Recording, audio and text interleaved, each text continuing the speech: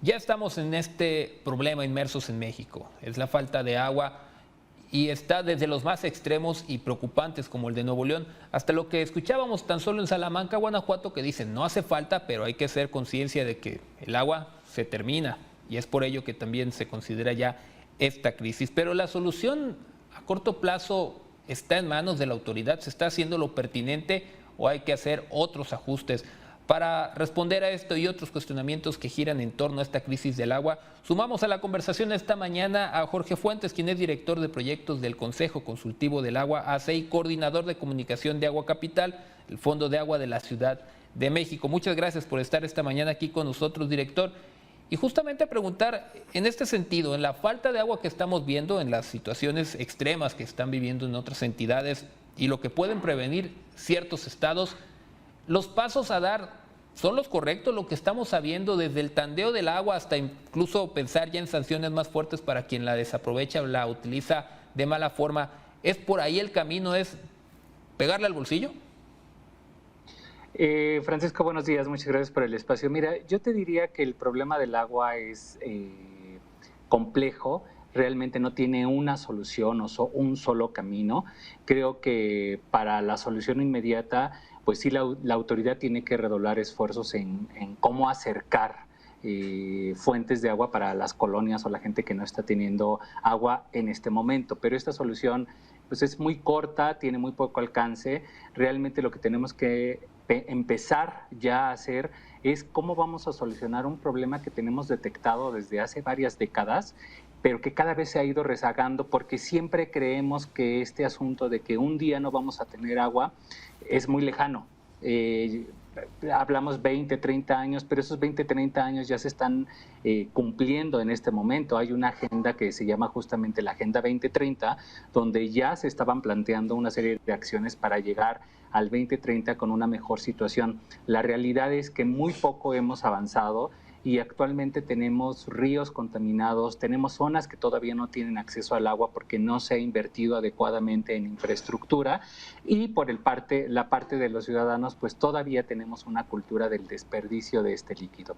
Yo te diría que son como los tres grandes factores que en este momento nos están afectando porque lo venimos arrastrando desde hace muchas décadas.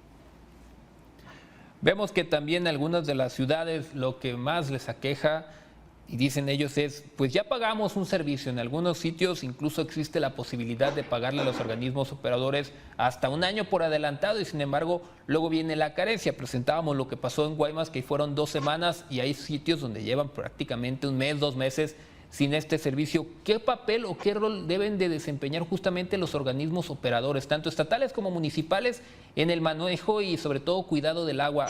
¿Habrá que darles nuevas atribuciones para que desde ahí parta este cuidado?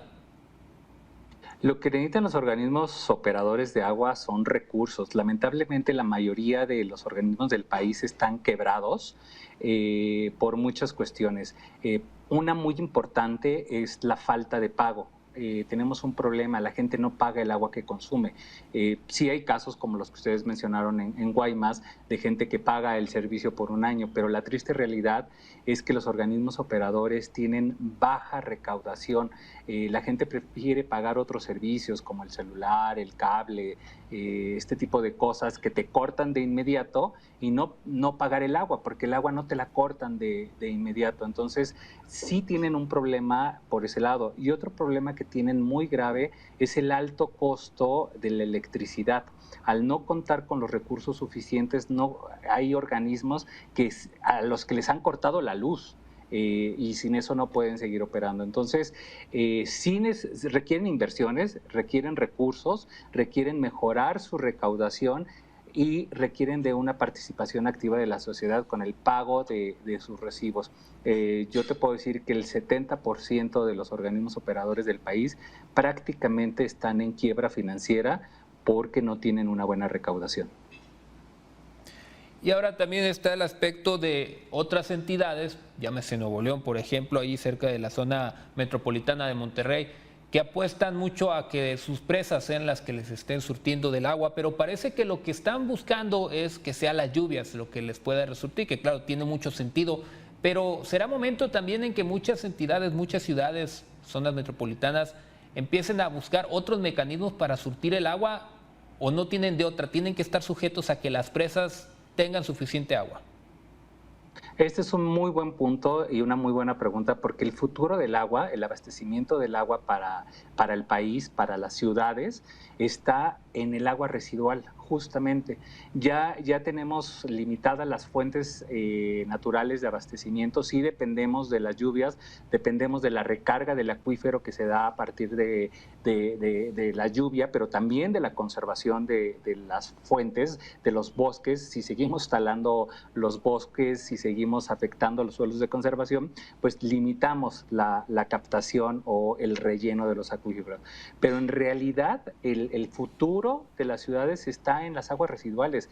México es uno de los países que menos tratamiento da a las aguas.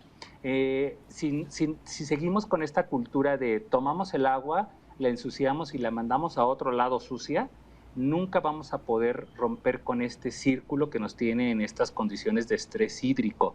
Realmente la economía circular del agua, que se llama, es el futuro. Es darle el uso al agua 2, 3 veces.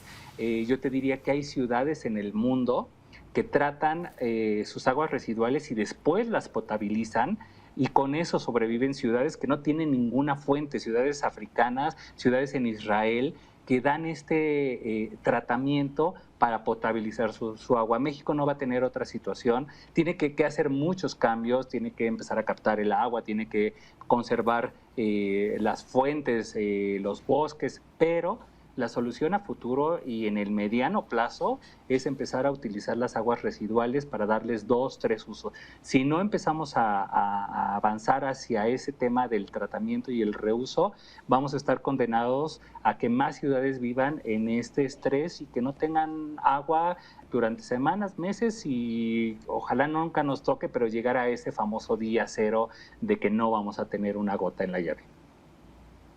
Y es que hemos llevado varios años en que hasta al menos la mitad del mismo, muchas regiones señalan que no tienen el agua suficiente, que están en sequía, y no solo afecta la producción del campo, afecta justo las viviendas con estas personas que ya pagaron su año de agua pero no les llega. Entonces son más que complejos, entonces a desembolsar, no les queda de otra. Muchísimas gracias por esta compañía de esta mañana y estamos pendientes de próximos espacios que podamos seguir conversando sobre este tema, que esperemos no se llegue el día cero como usted lo comenta. Muchas gracias. Gracias a ustedes, buen día.